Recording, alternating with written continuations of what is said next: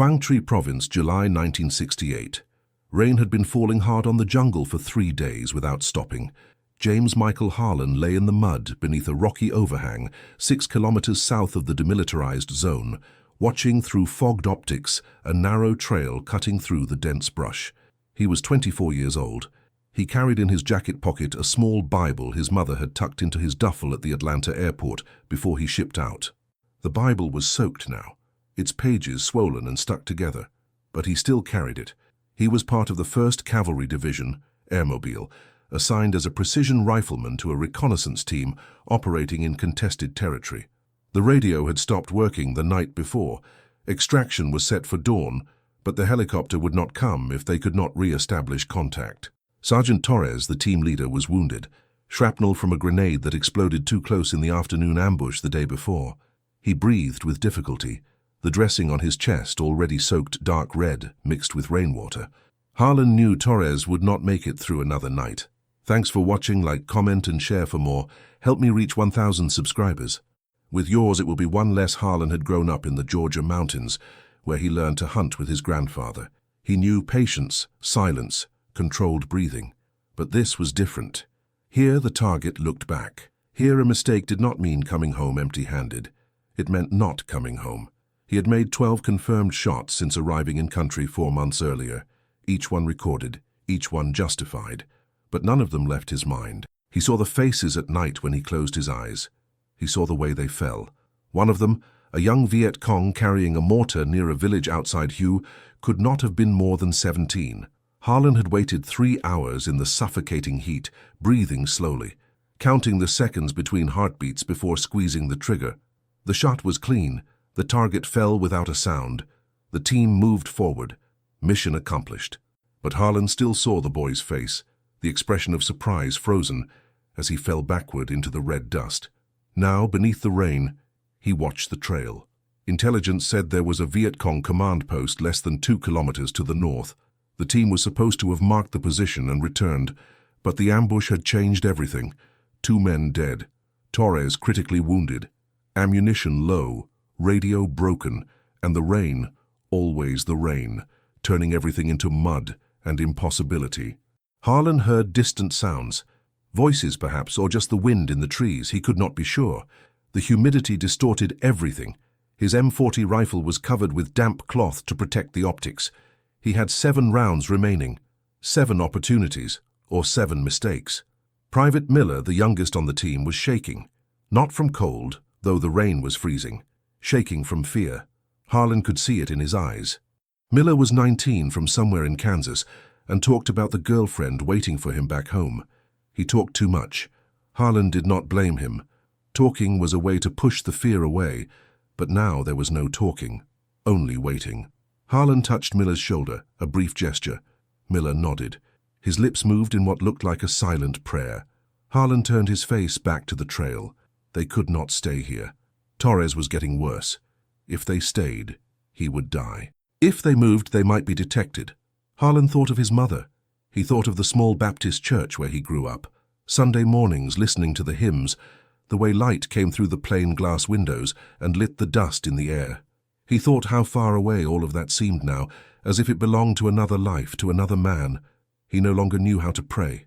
The words would not come. Only the fear, constant and cold, settled in the pit of his stomach. The afternoon dragged into evening. The rain continued. Torres drifted in and out of consciousness, his breathing more labored with each hour.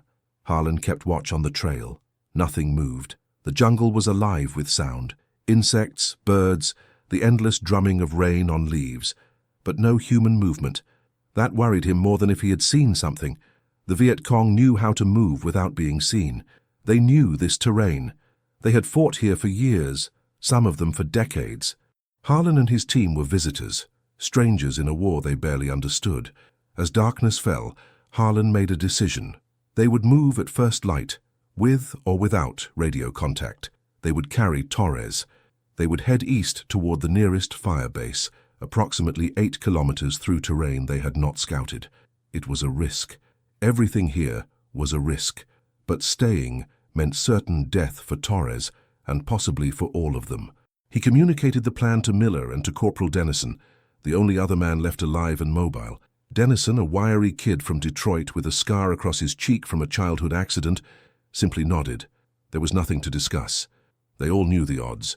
Harlan took first watch. The others tried to sleep, huddled against the rock face, weapons across their laps. Torres mumbled something incomprehensible, his face pale even in the darkness. Harlan wondered if Torres had family, if there was someone back home who would receive the telegram, who would stand in a kitchen or a living room and feel the floor drop away beneath them. He wondered if his own mother would survive such news. She was a strong woman, shaped by the depression and widowhood. Harlan's father had died in a mill accident when Harlan was 8, but there were limits to what strength could bear. The night passed slowly. Harlan's thoughts drifted. He remembered the morning he left home, the way his mother had held him at the bus station, not crying but close to it, her hands gripping his arms, as if she could keep him there by force of will alone. She had not asked him not to go. She knew better. The draft notice had come, and there was no escaping it unless a man was willing to run, to abandon everything and everyone he knew. Harlan was not built that way. His grandfather had fought in the First World War, his uncles in the Second. When the country called, you went. That was how he was raised. But now, lying in the mud 6,000 miles from home, watching a wounded man die by inches, Harlan wondered what any of it meant. What was being won here? What was being defended? The villagers they encountered looked at them with fear or hatred or carefully practiced neutrality. The enemy was everywhere and nowhere. The mission changed weekly. Take this hill. Abandon this hill. Sweep this village. Burn these huts.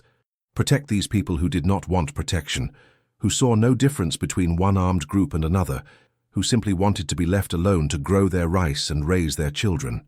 Harlan had killed 12 men, 12 confirmed. The number sat in his mind like a stone.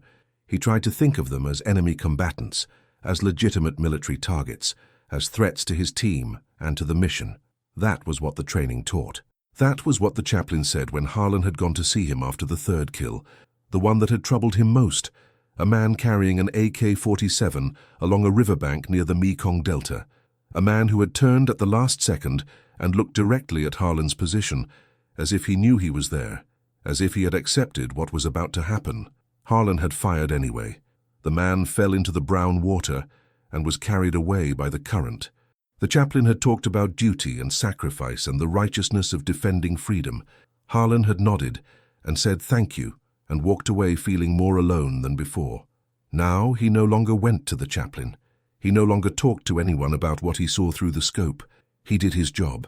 He made the shots when ordered. He filed the reports. And late at night, when sleep would not come, he opened the damp Bible and tried to read by flashlight, though the words seemed to belong to a language he no longer spoke, a world he could no longer reach. Dawn came grey and wet. The rain had lessened to a drizzle, but the clouds hung low and thick. Visibility was poor. Harlan woke the others. Torres was barely conscious, his breathing shallow and irregular. They fashioned a rough stretcher from ponchos and branches. Dennison and Miller would carry him. Harlan would take point, moving ahead to scout the route and provide cover if needed. They gathered what gear they could carry and abandoned the rest. Weight mattered now. Speed mattered. Every minute Torres spent in this condition brought him closer to death. They moved slowly, pushing through the undergrowth, trying to stay quiet but knowing that silence was impossible when carrying a wounded man. Harlan led them along a route that skirted the main trails, staying to the dense cover where possible. His shoulder ached from an old injury, a fall from a helicopter during a hasty extraction 3 weeks earlier, but he ignored it. Pain was irrelevant. Getting Torres out was all that mattered. 2 hours into the march they heard voices. Harlan froze, raising his fist. The others stopped. Torres groaned softly. Miller clamped a hand over Torres's mouth, gentle but firm. The voices came closer. Harlan counted at least 3, maybe 4, speaking Vietnamese. Moving along a parallel path about 50 meters to the north, he could not see them through the foliage, but he could track them by sound. His heart hammered in his chest. His hands were steady on the rifle, muscle memory overriding fear. He sighted along the barrel, waiting, breathing slow and even. The voices faded. The footsteps receded. Harlan waited another 5 minutes, motionless, before signaling the others to continue. They moved faster now. Knowing they had been close, knowing their luck might not hold, The terrain grew rougher. They crossed a stream, waist-deep and swift, the water cold and brown with silt. Torres nearly slipped from the stretcher. Dennison caught him, cursing under his breath. They dragged themselves up the far bank and kept moving. By mid-morning, they reached a ridgeline that offered a view to the east. Harlan scanned the horizon with binoculars. Smoke rose in the distance, thin columns against the grey sky. That could be the firebase, or it could be something else. There was no way to know without getting closer. He checked his compass, adjusted their heading, and started down the far slope. His legs trembled with fatigue. He had not eaten in over 24 hours. None of them had. The sea rations were gone, used up or abandoned. Water was running low. They drank from streams when they could, knowing the risk of disease but having no choice. Torres stopped breathing just after noon. They were crossing a small clearing, exposed and vulnerable, when Dennison called out softly. Harlan came back. Torres's eyes were open but empty. His chest no longer rose. Dennison felt for a pulse and shook his head. Miller turned away, his shoulders shaking. Harlan stood there looking down at Torres, feeling nothing at first, then feeling too much all at once. Rage and grief and exhaustion and a terrible, crushing sense of failure. They had carried him for hours. They had risked everything, and he had died anyway. There was no time for ceremony. They could not bury him. They could not carry him further. Harlan took Torres's dog tags, his wallet, his wedding ring. He would bring these home, or die trying. They covered Torres's body with leaves and branches, a makeshift shroud that would not last long in the jungle, but was all they could offer. Miller said something that might have been a prayer. Harlan did not listen. He was already moving, already scanning the tree line, already calculating the next leg of the march. Staying alive meant not stopping, not thinking, not feeling, just moving. They reached the firebase at dusk. It was a Marine Corps outpost, small and heavily fortified, surrounded by wire and sandbags. The sentries nearly shot them before recognizing American uniforms. Harlan identified himself, reported Torres's death and the location of the body, requested immediate medevac for Miller, who had begun showing signs of shock. The Marines took them in, gave them water and food, called in the report. A lieutenant asked questions. Harlan answered mechanically, his voice flat. The mission details, the ambush, the radio failure, the decision to move, the death. He left out the faces he saw at night. He left out the boy falling into the red dust. He left out the way his hands shook now that the adrenaline was fading. They flew him back to Da Nang 2 days later. He spent a week in the hospital being treated for dehydration, exhaustion, and an infection in his shoulder. The doctors cleared him for duty. He returned to his unit. He went back into the field. He made more shots. The count went up. 15, 18, 21. Each one recorded, each one justified, each one added to the weight he carried that no one else could see. In October, his tour ended. He boarded a transport plane at Tan Son Nhut Air Base, still wearing his fatigues, still carrying the soaked Bible and Torres's dog tags. The plane lifted off, banked over the city, headed east across the South China Sea. Harlan looked out the window at the receding coastline and felt nothing. No relief, no joy, just emptiness. He was going home. But the man who had left Georgia 14 months earlier was gone. In his place was someone else, someone hollowed out and rebuilt around a core of controlled violence and unprocessed grief. He did not know if his mother would recognize him. He did not know if he would recognize himself. The plane touched down in California 30 hours later. Harlan walked through the airport in his uniform. People stared. A woman spat at him. A man called him a baby killer. He kept walking, his duffel over his shoulder, his eyes straight ahead. Welcome home. The bus from San Francisco to Atlanta took 3 days. Harlan sat in the back, still in uniform, because he had nothing else to wear. Other passengers avoided sitting near him. A few stared with open contempt. One elderly man, wearing a Korean War veteran cap, nodded at him once in silent acknowledgement, but said nothing. Harlan was grateful for the silence. He had no words left anyway. He watched America pass by through the window, highways and farmland and small towns that looked exactly as he remembered, and completely foreign at the same time. Everything seemed too bright, too clean, too safe. The colors hurt his eyes. The absence of threat made him more anxious than its presence ever had. His mother met him at the Atlanta station. She held him for a long time, her face pressed against his chest, her body smaller than he remembered. She had aged in the 14 months he had been gone. Her hair was grayer. Her hands trembled slightly when she pulled back to look at him. She did not ask him about the war. She simply took his duffel and led him to the car, chattering about thanks for watching. Like, comment and share for more. Help me reach 1,000 subscribers.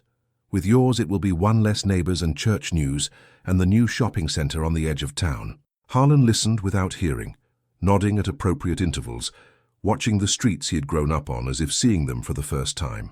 The house was exactly as he left it, his room unchanged, his old hunting rifle still mounted on the wall, high school trophies gathering dust on the shelf. His mother had prepared his favorite meal, fried chicken, mashed potatoes, green beans from the garden. Harlan sat at the table and ate mechanically, tasting nothing. His mother watched him with worried eyes but asked no questions. After dinner, he went to his room and lay on the bed, fully clothed, staring at the ceiling. He could hear his mother washing dishes in the kitchen, the familiar sounds of home that felt like they belonged to someone else's life. Sleep would not come. When he closed his eyes, he saw the trail, the rain, Torres dying by inches. He saw the young Viet Cong falling into the red dust. He heard the voices in the jungle, the distant thump of helicopter rotors, the wet snap of branches breaking under boots. His heart raced. Sweat soaked his shirt despite the cool October night. He got up and stood by the window, looking out at the quiet street, at the houses with their porch lights on, at the complete absence of danger. The safety felt wrong. It felt like a trap. The next morning his mother suggested he come to church. It was Sunday. Harlan agreed because he did not know how to refuse her. He put on civilian clothes that no longer fit quite right. He had lost weight in Vietnam, and drove with her to the small Baptist church where he had been baptized at age 12.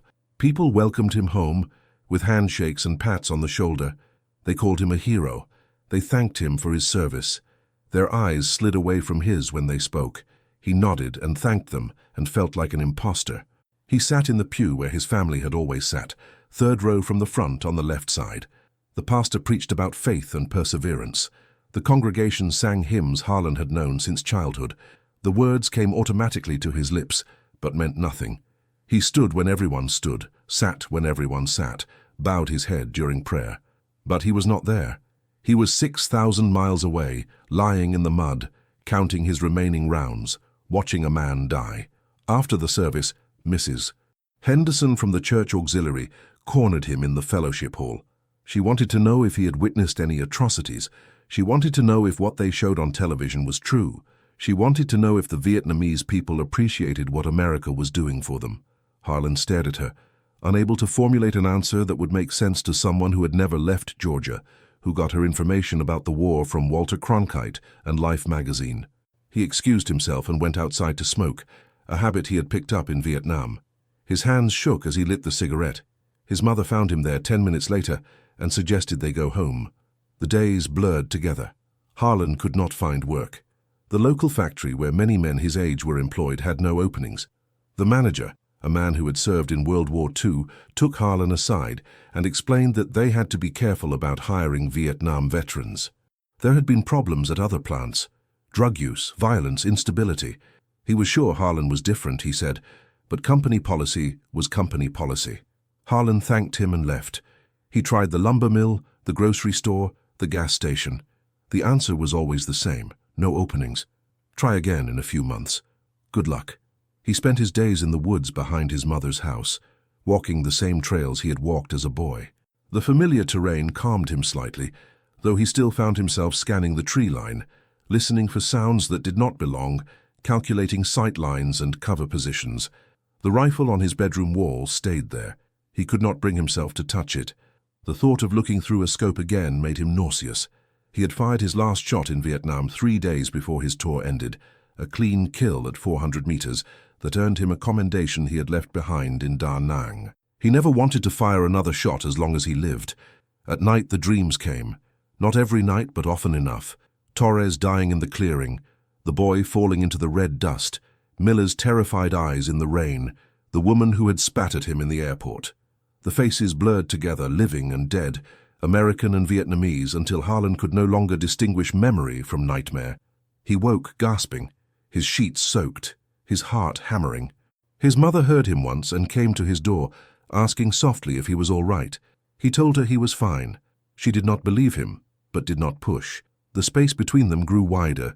She did not know how to reach him. He did not know how to let her. Thanksgiving came. His mother invited family. Aunts and uncles and cousins Harlan had known his whole life. They gathered around the table, said grace, passed the turkey and stuffing. Someone asked Harlan about Vietnam. The table went quiet. He said it was hot and wet and he was glad to be home. The conversation moved on quickly, everyone relieved to avoid the topic. His cousin Tommy, who had avoided the draft with a college deferment, talked about his engineering classes and his plans for graduate school. His uncle Robert, too old to serve but vocal in his support of the war, expressed his opinion that America needed to hit the North harder, needed to stop fighting with one hand tied behind its back. Harlan ate in silence and left the table as soon as he could without being rude. December brought snow, unusual for Georgia but not unheard of. Harlan walked through it, feeling the cold on his face, remembering the rain instead. His shoulder ached constantly now, worse in cold weather. The doctors at the VA hospital in Atlanta said it was old shrapnel they had missed, too small to show up on the initial x-rays, too deep to remove now without major surgery. They gave him pain medication. He took it for a week and then stopped. The numbness it produced was worse than the pain. He needed to feel something even if it was only his body breaking down.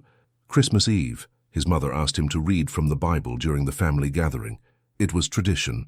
His father had always done it before he died. Harlan had done it the last Christmas before shipping out. He said yes because she asked so little of him. He opened the small Bible he had carried in Vietnam, its pages still warped and stained, and read the nativity story from Luke. His voice was steady. The words were familiar. But as he read, he thought about the children he had seen in the villages, the ones who stared at the American soldiers with enormous eyes, the ones who played in the ruins of their homes, the ones who learned to recognize the sound of different helicopters before they could read. He thought about the lie embedded in every Christmas card and carol, the promise of peace on earth, goodwill toward men. He finished reading and closed the book. His mother thanked him. Everyone smiled. No one mentioned the tears running down his face. January 1970. A new decade. Harlan was 25 years old and felt 50. His mother stopped suggesting he look for work. She stopped inviting him to church. She simply cooked his meals and washed his clothes and pretended not to notice when he sat on the porch at 3 in the morning, watching the empty street, waiting for threats that never came. Once she asked him if he wanted to talk to someone, maybe the pastor or a doctor. He said no. She did not ask again. In February, Miller called. Harlan did not know how he got the number. Miller's voice on the phone sounded thin, stretched tight. He was living in Kansas, staying with his parents, not working. The nightmares were bad, he said. He wondered if Harlan had them too. Harlan said yes. They talked for 20 minutes, circling around what they really wanted to say, unable to find the words. Before hanging up, Miller asked if Harlan ever thought about Torres. Every day, Harlan said. Miller was quiet for a moment, then said he did too. They promised to stay in touch, but never called each other again. Spring came slowly. Harlan began working odd jobs. Yard work, repairs, anything that kept his hands busy and required no explanations. People paid him in cash and did not ask questions. He saved the money in a coffee can under his bed, though he had no plan for it, no vision of a future that required savings. He existed day to day, hour to hour sometimes, measuring time by how long he could go without thinking about the war. The longest stretch was 4 hours. Usually it was less. Thanks for watching. Like, comment and share for more. Help me reach 1,000 subscribers. With yours it will be one less in April. News of the Kent State shootings spread. 4 students killed by National Guard troops. Harlan watched the coverage on his mother's television and felt something crack inside him. The students had been protesting the war, the same war he had fought in, and now they were dead too. More bodies added to the count. He thought about the young Viet Cong he had killed, barely older than those college students. He thought about the impossible distance between the people who made the war and the people who died in it. He turned off the television and went for a walk that lasted until after midnight. May brought warmer weather and the realization that a year had passed since he left Vietnam. Harlan marked the anniversary by driving to Atlanta and visiting the VA hospital, not for treatment, just to see it, to confirm it existed, to know there was somewhere he could go if he needed to. He walked through the lobby, saw other veterans in various states of repair, missing limbs, scarred faces, the hollow eyes he recognized from his own mirror. A nurse asked if she could help him. He said no and left. On the drive home, he passed a protest, young people with signs demanding an end to the war. He agreed with them. He hated them for never having to understand what they were protesting. Both things were true at the same time. Summer settled over Georgia like a heavy blanket. Harlan took a job with a roofing crew, hard physical labor that exhausted him enough to sleep a few hours each night. The foreman was a Korean War veteran who asked no questions and expected none. The work was simple: tear off old shingles, nail down new ones, repeat. Harlan's shoulder screamed in protest, but he welcomed the pain. It was clean pain, honest pain, nothing like the other kind. One afternoon in July, working on a house near the center of town, Harlan saw a funeral procession pass below. A young man from a neighboring county killed in Vietnam. The hearse moved slowly. A handful of cars followed. Not many. The war was unpopular now. Even the dead did not get the crowds they once would have. Harlan stopped working and stood on the roof, watching until the procession disappeared. His co-worker, a kid barely 20 who had been too young for the draft, asked him if he knew the guy. Harlan said no, but he felt like he did. He felt like he knew all of them. The ones who made it home in boxes, the ones who made it home broken, the ones who did not make it home at all because home no longer existed for them in any meaningful way. August marked 18 months since his return. Harlan had learned to function, to move through the world in a way that appeared almost normal. He worked. He ate. He slept a few hours most nights. He spoke when spoken to, but he was not healing. He was simply surviving, running on empty, waiting for something he could not name. His mother knew. She saw it in the way he held himself, the careful control that never relaxed, the constant vigilance that never rested. She prayed for him. He knew she did.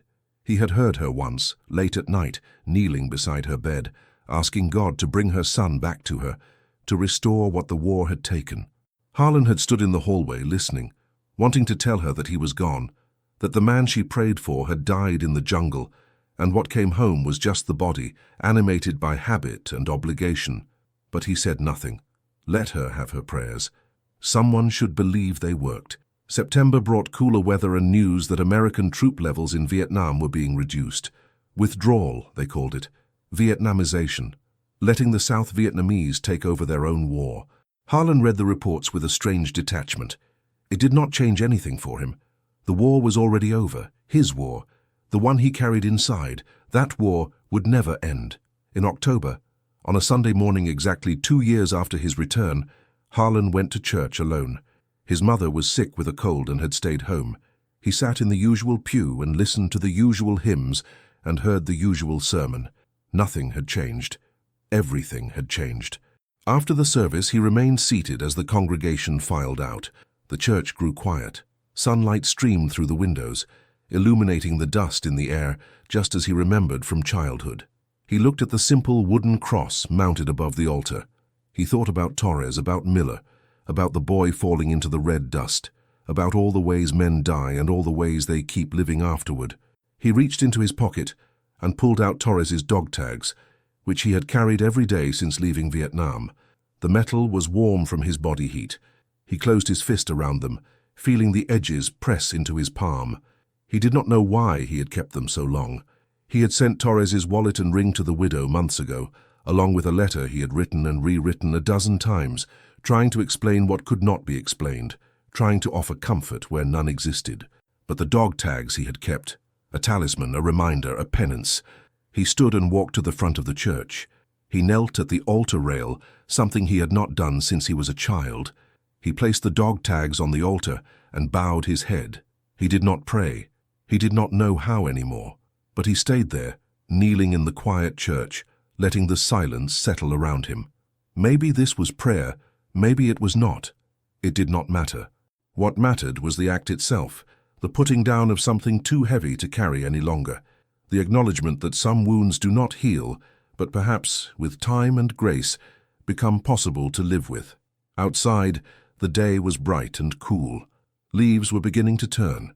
Harlan walked slowly to his car, aware of the lightness in his pocket where the dog tags had been, aware of the corresponding weight that remained in his chest. He would go home. He would check on his mother. He would eat lunch. He would return to work tomorrow. Small steps, simple tasks, a life measured not in purpose or meaning, but in the basic persistence of continuing. It was not redemption. It was not healing, but it was something. It was enough for now to keep moving forward, one day at a time, one breath at a time, carrying the dead inside him, carrying the living alongside him, carrying himself through the long aftermath of a war that would never quite be over.